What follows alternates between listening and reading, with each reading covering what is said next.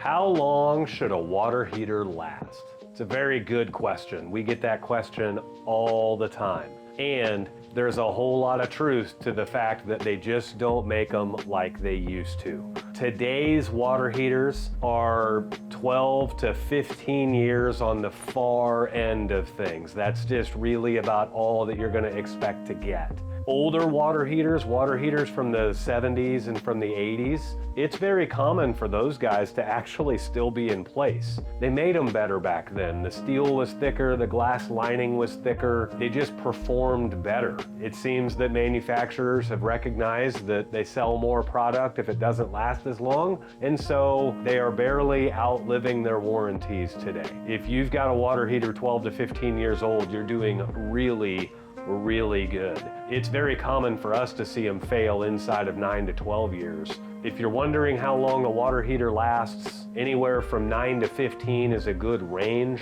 If you're on the 9 to 12 side of things, don't be alarmed if it's failing. If you're on 12 to 15 year side of things, consider yourself lucky because they don't last that long anymore.